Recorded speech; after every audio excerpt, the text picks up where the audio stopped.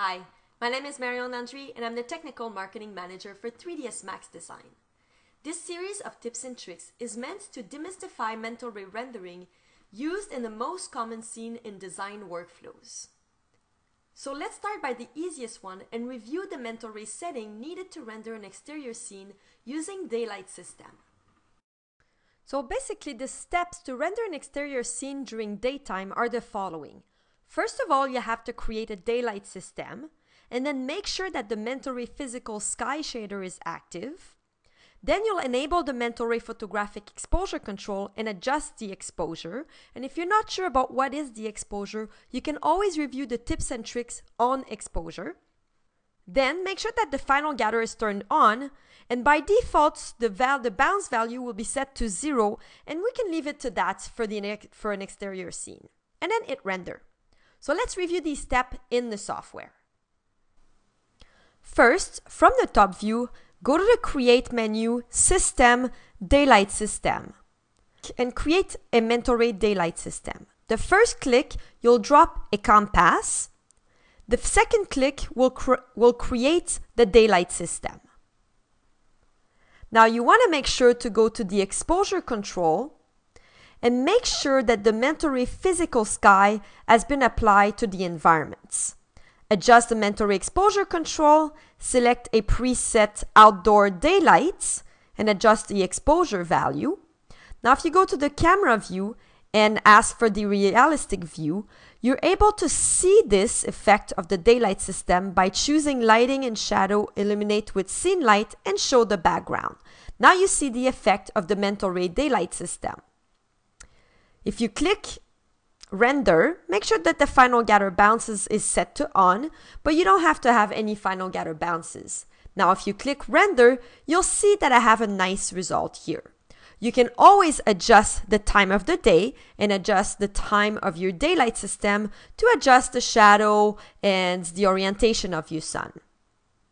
For exterior scene, you don't need to worry about final gather bounces as they are more relevant for interior scenes.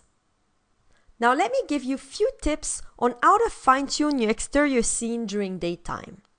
First of all, the main question here is, do you need to fine-tune at the material level or globally? Now to understand the Simplify Mental Ray Rendering panel and all the settings, you can review the previous tips and tricks on the Simplify Mental Ray Rendering panel. Now keep in mind that the precision quality will depend on the nature of your scene. So do you have a lot of fine detail? Do you need a higher precision on the soft shadow, for example? Or do you just want to have a small render, quick and dirty, to show what you're working on? Also, keep in mind that the larger the render, the larger the output size, the finer the precision you'll need, the higher quality you'll need. And keep in mind of your goals. What is it that you're trying to convey here? Is this a progress render? Are you just trying to fine-tune so you want a quick rendering? Or is this the final rendering where you want nice high quality? Now I've already told you that 0 bounces for the final gather is fine for most exterior scene because final gather bounces are usually useful for interior scenes. Now a couple of other things to keep in mind. Illumination on the surfaces is provided by the mental ray sun and final gather and not the environment map. So intensity adjustment must be made in the daylight system. The environment map shader, mental ray sky, only affects the background and the reflection from specular surfaces like floors or water. The ground has an effect on indirect illumination. For example, if you use a very bright green grass, your building will probably turn greenish as well. The sun and sky intensity is affected by the time of the day. Therefore, you'll need to adjust the exposure accordingly. The larger the rendering, the higher quality precision is needed. Use rendering region to fine-tune.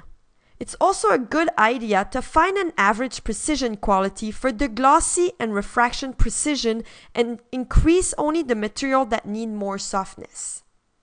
And last but not least, to help organize for your large print, use the print size wizard.